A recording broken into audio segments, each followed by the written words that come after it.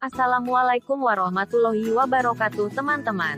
Kali ini kita akan membahas mengenai konsep dasar ekonomi Islam. Selamat menyimak. Apa sih pengertian ekonomi Islam itu? Ekonomi Islam adalah sistem ekonomi yang mengimplementasikan nilai dan prinsip syariah, yang bersumber dari ajaran agama Islam. Nilai dan prinsip syariah yang berlaku universal dalam segala aspek kehidupan, termasuk dalam kegiatan ekonomi dan keuangan. Islam adalah agama yang sempurna. Segala aspek kehidupan telah diatur dengan baik untuk kemaslahatan umat, salah satunya dalam kegiatan ekonomi. Aturan-aturan ekonomi Islam melahirkan suatu sistem ekonomi yang kelebihannya berupa esensinya yang mandiri dibanding ekonomi lainnya.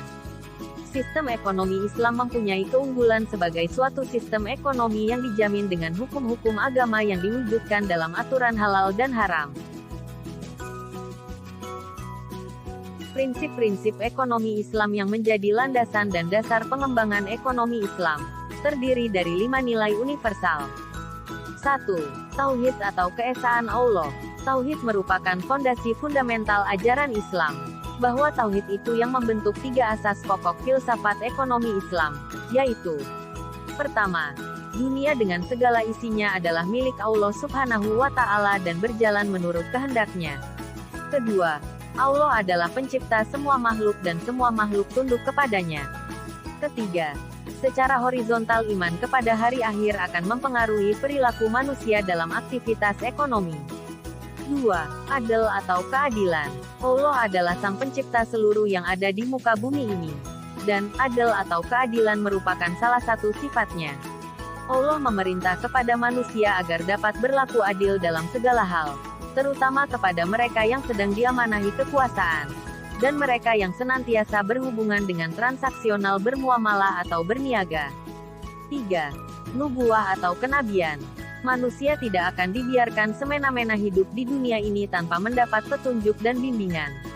Nabi Muhammad merupakan model yang ideal dalam segala perilaku, termasuk juga di dalamnya perilaku ekonomi dan bisnis yang dapat diteladani serta diimplementasikan oleh setiap manusia, khususnya para pelaku ekonomi dan bisnis. 4. Khilafah atau pemerintahan.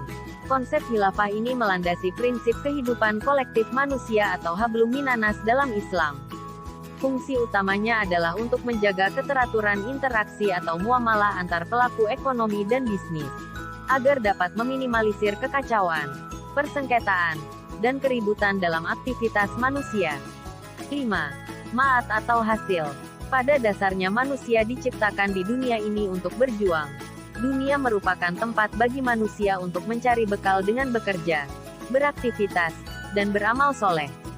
Kelak amalnya itu akan mendatangkan kebahagiaan dan mendapatkan balasan, baik semasa hidup di dunia atau di akhirat nanti. Oleh karena itu, ma'at bermakna balasan, imbalan, ganjaran. Implikasi konsep ma'at dalam kehidupan ekonomi dan bisnis misalnya, mendapatkan profit atau laba sebagai motivasi para pelaku bisnis. Itulah prinsip-prinsip ekonomi Islam dengan nilai yang telah diyakini dengan keimanan, di mana ini akan menjadi landasan paradigma ekonomi Islam. Nilai-nilai dasar tersebut berdasarkan Al-Quran dan As-Sunnah.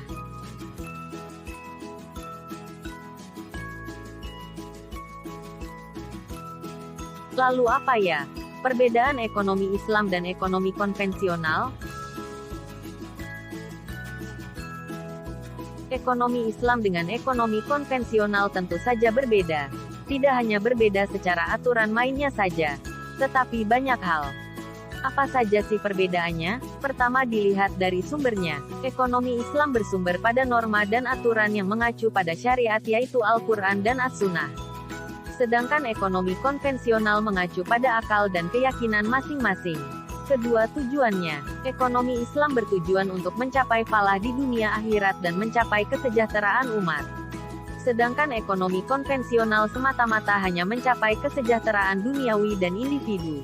Ketiga, kepemilikan. Dalam ekonomi Islam sumber kekayaan yang kita miliki adalah titipan Allah. Sedangkan ekonomi konvensional setiap pribadi dibebaskan untuk memiliki semua kekayaan yang diperolehnya. Keempat, keuntungan. Dalam ekonomi Islam, keuntungan didapatkan dengan bagi hasil dan pengambilan keuntungan dari persentase pendapatan. Sedangkan keuntungan ekonomi konvensional didapatkan dari bunga dan pengambilan keuntungan dari persentase modal. Dan yang kelima, permasalahan ekonomi. Permasalahan ekonomi Islam adalah sumber daya yang tidak terdistribusi secara merata sehingga mengakibatkan ketimpangan dalam perbedaan status sosial masyarakat. Sedangkan permasalahan ekonomi konvensional adalah sumber daya yang langka dihadapkan dengan keinginan manusia yang tidak terbatas.